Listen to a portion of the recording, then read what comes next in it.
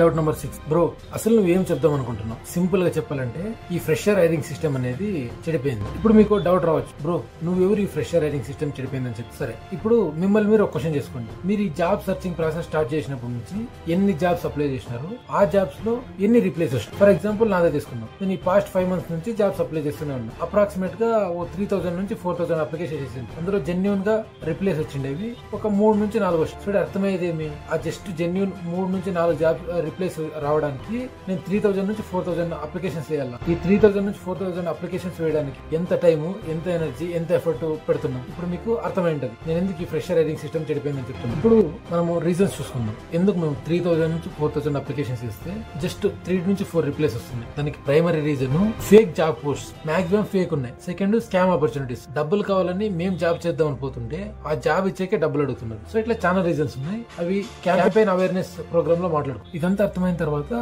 నాకు డౌట్ వచ్చి, ప్రెసెంట్ నాకు కావాల్సింది ఒక్క జాబ్.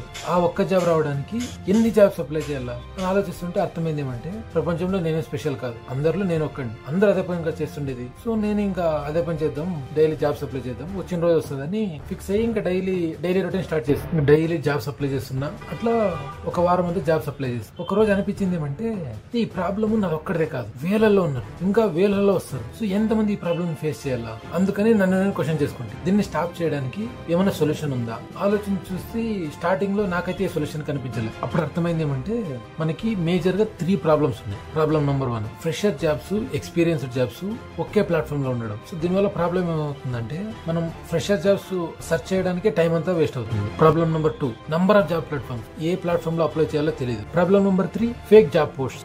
సో ఈ ప్రాబ్లమ్స్ అంతా ఒకే ఒక సొల్యూషన్, ఫ్రెషర్స్ కి సపరేట్ జాబ్ ప్లాట్ఫామ్, అది వెరిఫైడ్, అక్కడ జెన్యున్ జాబ్స్ మాత్రమే ఉంటాయి. ఇది వినేకైతే ఎక్సలెంట్ ఉంది, కానీ ఈ ఫ్రెషర్ హైరింగ్ అనేది చాలా పెద్ద ఆర్గనైజేషన్, దాన్ని చేంజ్ చేసేది అంత ఈజీ కాదు. అట్లని సో ఇవన్నీ మన వల్ల అయ్యే పనులు కాదని సైలెంట్ అయింది. ఒక వారం తర్వాత జస్ట్ ఇన్స్టాగ్రామ్ లో స్క్రోల్ చేస్తున్నాను. అప్పుడు మహాత్మా గాంధీ ఒక కోట్ చూస్తాను, be the change you want to see. ఆయన ఏమన్నాడంటే, నువ్వు ప్రపంచంలో ఏ చేంజ్ అయితే కోరుకుంటున్నావో ఆ చేంజ్ నీ నుంచే స్టార్ట్ అవ్వాలి. అప్పుడు స్టార్ట్ చేసిందే ఈ వాయిస్ ఆఫ్ ఫ్రెషర్స్ క్యాంపెయిన్. ఇక్కడ సింపుల్, మనము కమ్యూనిటీని బిల్డ్ చేస్తాం, గవర్నమెంట్ ని డిమాండ్ చేస్తాం, మాకు ఈ ప్రాబ్లమ్స్ ఉన్నాయి, మాకు వెరిఫైడ్ జాబ్ ప్లాట్ఫామ్ కావాలి. ఫైనల్ చెప్పేది ఏమంటే, ఈ క్యాంపెయిన్ గురించి తెలుసుకోవాలనుకుంటే బయోలో నోషన్ పేజ్ లింక్ ఉంటుంది. ఇక్కడ ఈ క్యాంపెయిన్ కి సంబంధించిన పూర్తి ఇన్ఫర్మేషన్ మీరు తెలుసు. నాకు తెలుసు మీకు చదివే మూడు, ఉత్సాహం, ఓపిక లేదని. అందుకోసమే ఈ క్యాంపెయిన్ ఫుల్ ఇన్ఫర్మేషన్ అంతా వీడియో ఫార్మాట్ లో ఉంది. అది ఇన్స్టాగ్రామ్ మెయిన్ గ్రిడ్ లో పిన్ చేసా, లేదంటే యూట్యూబ్ లో ఫుల్ వీడియో ఉంటుంది. వెళ్ళి ఈ క్యాంపెయిన్ గురించి ఫుల్ ఇన్ఫర్మేషన్ తెలుసుకోండి.